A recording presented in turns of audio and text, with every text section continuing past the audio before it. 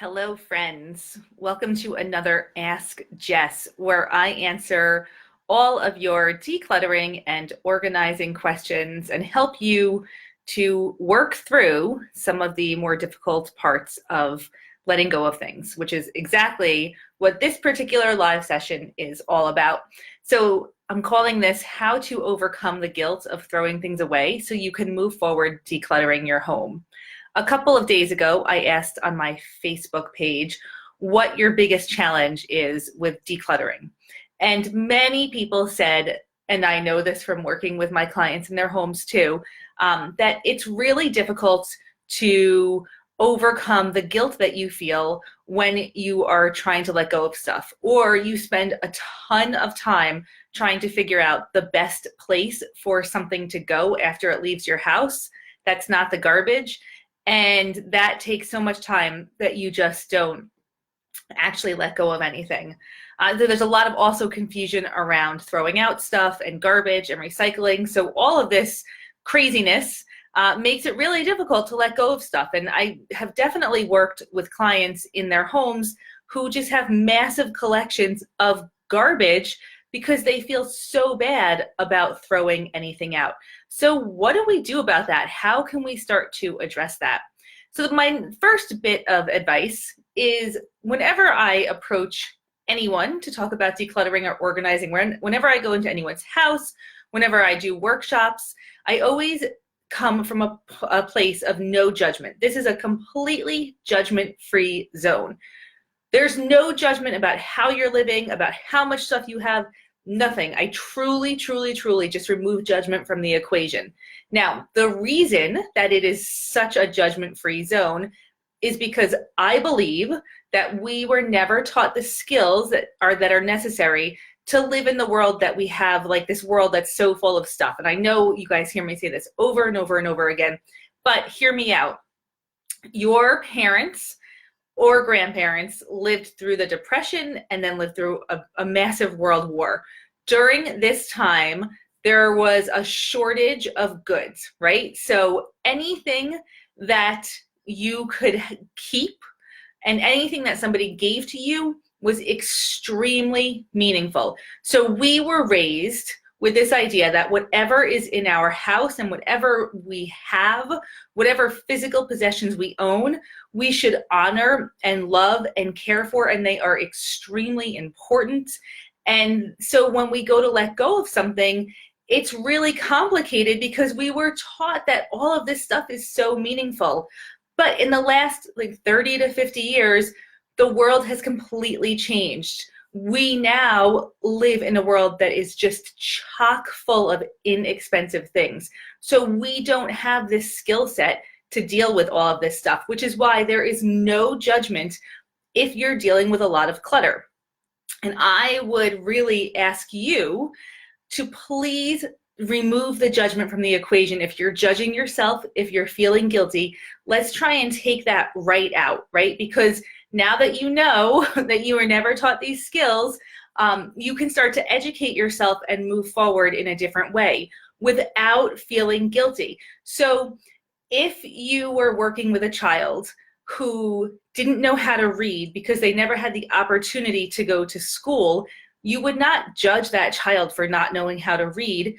You would feel empathy and you would teach them how to read, right? So look at yourself the same way. You were never taught how to appropriately deal with all of this stuff and how to have a healthy relationship with the things in your life. So now you're learning, right? Have a little empathy for yourself because you just need to learn. So we're just going to take judgment and guilt right out of the equation. Say bye-bye. So I think another kind of really important thing to keep in mind is that, and I call this a cold, hard truth. So prepare yourself because it's a horrible thing to hear. Everything that you own is going to end up in a landfill one day. That is a cold, hard truth. Now, I always advocate to try and find another place for something that is actually useful to somebody else.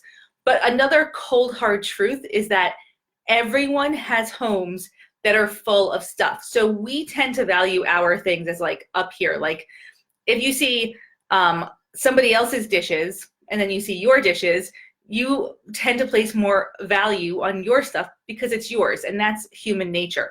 But if you can step back and look at your things through the eyes of somebody who does not own all that stuff, then you can start to kind of put it into perspective. We all have households full of stuff, and it sucks. It sucks, but the cold hard truth is that everything that we own is going to end up in a landfill one day. So, of course, you should try and find a good home for something that could still be useful to somebody, but just be realistic with what other people want or need. It's usually not that much. And of course, I'm not advocating for throwing everything out, but I am advocating for saving your sanity and understanding that you should not be overvaluating what you have, because we all have the same stuff. So another thing to kind of keep in mind is that when you purchase something, so if I, like this mug, right? I love this mug. When I brought this into my house, I was like, oh, look, I got a new mug. But the truth is that this mug has a life cycle, just like people and animals do. And there's 5 steps in the life cycle of a thing. So the first step is extraction. That means that whatever materials were used to make this mug had to be extracted. A lot of times the materials are like oil for plastics, or, trees for wood. Whatever the raw materials are, they had to be extracted. So in terms of the life cycle of a thing, the first step is extraction. The second step is production. That is where all of the raw materials are taken together and produced, usually in a factory. So we have extraction, we have production. The third step is distribution. That is where this thing was, and it was made in China. So it was put on a container ship and sent across the ocean, and then distributed to the local store where I purchased it. So we have extraction, production, distribution. Then step 4 of the 5-step life cycle is consumption. That is where we're using it. So even though this feels new to me, it's actually almost already at the end of its life cycle, because it's on step 4 of its life cycle out of 5. Now the 5th step is disposal. So the best thing that you can do in terms of reducing that guilt or letting go of that guilt, so it's, have compassion for yourself and what you already have, and then commit to making a change moving forward. If you're somebody who feels guilty about letting go of something, the time to consider that is before you make the purchase or before you accept the item into your house, right? So you want to, as part of your purchasing kind of process in your brain, you want to think about how you're going to feel. Number 1, is this going to be easy to let go of? Is there a natural home that I can pass it on to? Is there a charity nearby me that always is looking for mugs? How am I going to let go of this? How am I going to get this out of my life when it is time for it to leave, right? When it's time for the next step. So that is a question that you want to ask yourself moving forward. Like, consider how you will dispose of something before you even purchase it. And if you know that it's something that's going to be really difficult to let go of, then that should be something that you consider, prior to making the decision. That should have weight in your decision-making process, because why would you bring something into your life that's going to cause you a lot of negative emotions in the future? That just doesn't make sense, right? And when we have, I have this other kind of thought. When we have a negative emotion, that space cannot be occupied by a positive emotion. So if we have fear and guilt for letting go of something, we really are taking away from the enjoyment that we had of having the thing. So you want to really balance that out. You're always trying to increase the positive emotions in your life and decrease the negative emotions. So the best thing, so what's in your house already is consumed. It's done. You didn't know any better. It came into your life for a reason, and we should be really grateful that we can bring stuff into our life so easily. But that's all said and done. So if you need to put it into the garbage, you need to put it into the garbage. If you can easily find a place for it to go next, then let it go. but don't let it sit around making you feel guilty that it's still there, because everything that's in your home is going to end up in a landfill one day. Cold hard truth. No matter what it is, no matter how many more homes it goes to after your home, ultimately everything we own is going to end up in a landfill. So the best thing that you can do for the earth is to consume less starting immediately, and to make better decisions in the beginning of the consumption process. So when you're making a purchase, think about the disposal, right? Think about the last step in this thing's life cycle. How is it going to get there? And how are you going to feel? And whenever you let go of something, you always want to let go with love and gratitude, because it really is amazing that we have all of these things to support our life when we need them. So just say thank you and let it go, and make a commitment to changing your habits and making better decisions in the future. So that is my advice for right now. If there's anybody on this live call with specific questions, I'm happy to answer them. I also would say, if you're decluttering and you come to something that is really difficult, you don't have to make a decision on it right away. Always work from emotionally easy to emotionally difficult things. So don't get hung up on something that's a hard decision, right? Just let that one go. I mean, just like put it aside and get to it later. Just work through everything that's easy first. Hey, Kendra, any questions?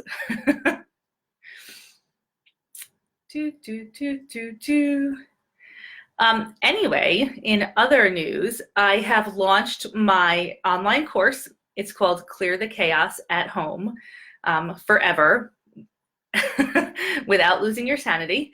Actually, I have a couple of different names for it, but it's really called Clear the Chaos. And the whole point of the course, it's a 6-week online course, and it's really designed to teach you all of these little lessons that you never learned growing up, so that you can look at any space, like be it, your closet, your living room, your car, your office, understand how stuff should be in that space and how to declutter it, and then how to maintain that forever without having to devote like weekends to decluttering huge, like massive collections of stuff. How to just maintain a decluttered and organized space forever, and how to have a home that supports you. So this is 6 weeks of lessons just designed to teach you this skill set that we never learned as children. So that's clearthechaosathome.com. Right now I have a 50% off special for the course. You have lifetime access to all of the material, so you can always go back and refer to the lessons if you need a little brush up in the future.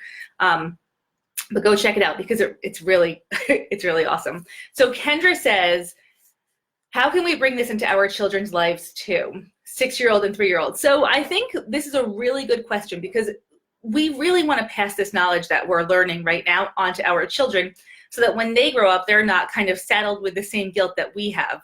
I think that, again, talking about how you're going to let go of something is part of the conversation with a 3-year-old and a 6-year-old, and talking about how this item came to be is also really important. There's definitely age-appropriate documentaries and stuff that you can show kids about the situation with plastics right now. And just as a side note, most plastic is not being recycled. So even if you recycle something, it's most likely going into the garbage, into a landfill. So, if you're like hanging on to something to recycle it, there's a very low chance it's actually being recycled. So that, I would say just let it go. But I would talk to your kids if they're, say you're walking down the aisle in Target and they're like, can I get this? Can I get this? Can I get this? And it's like a Barbie doll or whatever it is. You can say, well, let's talk through this. I know that you want this right now, but are you going to want to take care of this? If you imagine it on the floor in your playroom, are you going to love it enough to want to pick it up and put it away? And when it's time to let it go, is there a place that it could easily go? So just start having that conversation with kids right now. Of course, they're going to say, yes, I really want this still, I love it. But I think just hearing you go through this thought process out loud will really resonate with them as they get older. And they can start to build that into their purchasing and consuming life also. What am I going to do with this when it's time to let it go? Is it worth having it in my life if I don't want to take care of it every single day?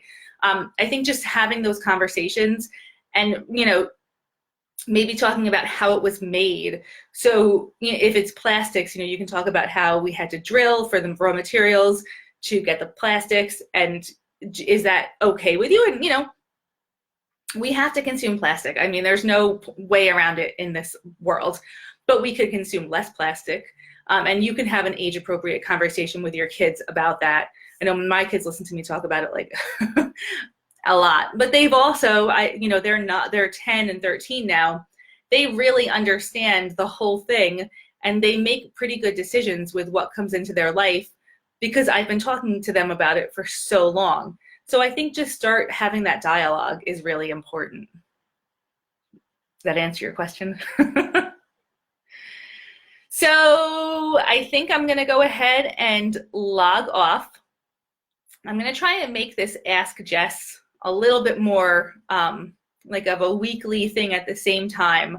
So I'm not sure what time works best. Probably there's no time that works best for everyone. But if you check back, you can always see these videos on my Facebook page, and I'm also going to upload them to YouTube so you can watch them there as well. So definitely keep it in mind. If you have questions for me, please go ahead and ask them. And thank you. And I wish you guys a beautiful afternoon and a holiday that is truly filled with joy. Thank you guys for being here.